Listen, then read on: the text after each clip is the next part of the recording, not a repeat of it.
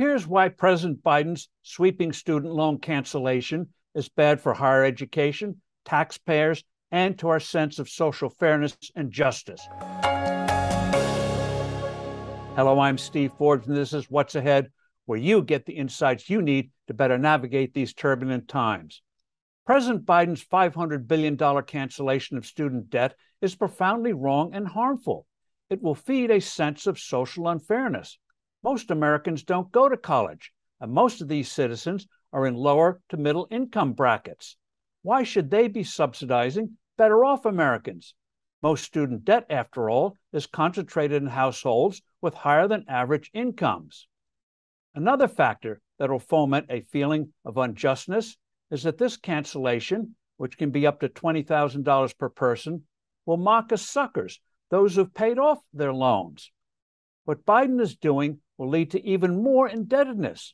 Students will be incentivized to take out more loans, knowing that each election cycle, the Washington politicians will be proposing more such cancellations.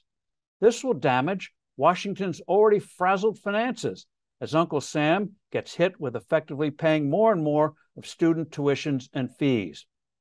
Adding big time to future costs is a new repayment scheme, which sharply cuts what many students will actually have to pay. Overall, we're talking about trillions of dollars in coming years, which gets to the real reason why Biden did this, to buy votes for the November elections. What all this tells people is that you can take on an obligation and walk away from it without consequences. There'll be cries for mortgage payments relief or from credit card debt. After all, those interest rates are outrageous.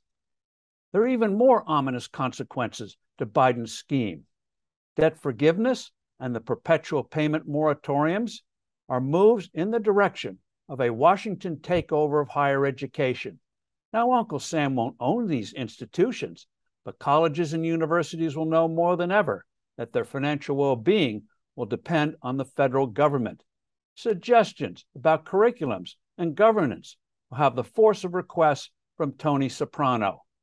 There's another factor here. The whole array of government loans and aids is an enormous giveaway to institutions of higher learning. They've long known that this everlasting rising level of debt and assistance means they can keep raising tuition and other fees, which is a key reason why college and university sticker prices for decades have risen as much as 4 times the rate of inflation. Student loans were originally meant to help young people get a higher education. Instead, we have students being charged more and more and getting degrees of dubious value. The menacing economic and social repercussions of what the president is doing are all too real. Hopefully, the Supreme Court will show that the Constitution is not a dead letter.